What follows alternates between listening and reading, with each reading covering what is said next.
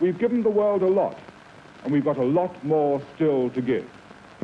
If we hadn't, do you think Europe would want us to join them? Common market! No! Then, as now, the nation was divided when the country joined what would become the European Union 47 years ago. It's been a sore that has refused to heal. One politician keen to wear Brussels' message of unity on her sleeve, Margaret Thatcher. But after Ted Heath signed the UK up, the new Prime Minister became more combative. With the tabloids cheering from the sidelines, she assured me she was always up for a battle. You'll find many examples of where we're in the majority and other people are in the minority. They fight their corner in Europe, and we'd be in a pretty awful state if I didn't fight ours. Taking on both Europe and elements of her own party proved one fight too many.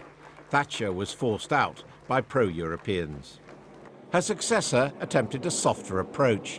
John Major claimed game, set and match at the Maastricht negotiations, opting Britain out of the single currency. And who do you think will be mugging you over it, Mrs Thatcher or Mr Heath? I think that it's a very satisfactory outcome for Britain. Within months, that bullish mood was flawed. The pound crashed on Black Wednesday, followed by another battle with Europe, the so-called beef war, British meat banned from the continent after the outbreak of mad cow disease. And the grinding nature of Brussels marathon conferences was taking its toll on British politicians and the media alike. At home, EU regulatory pressures on farmers and fishermen began to manifest themselves into protests. Time for fresh blood. The crowd here chanting Tony, Tony. Labour's avowedly pro-EU leader Tony Blair swept to power in 1997, but held back from joining the next phase of EU integration, the euro. Europe was a problem for Britain right the way through. It's always been a problem for Britain. We should have been there at the beginning.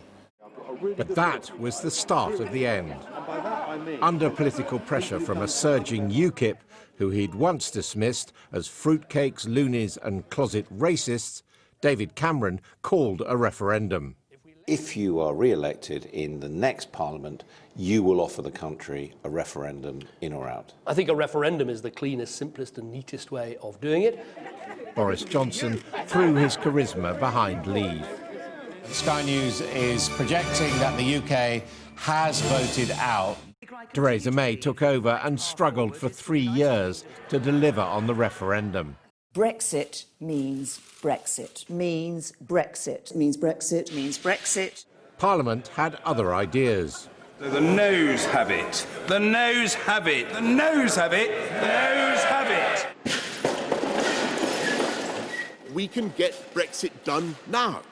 But Boris Johnson was able to break the deadlock, riding Brexit all the way to number 10. He has got Brexit done, if not quite on time. Now he'll be hoping he can deliver a happy European ending for himself and the country. Adam Bolton, Sky News, Westminster.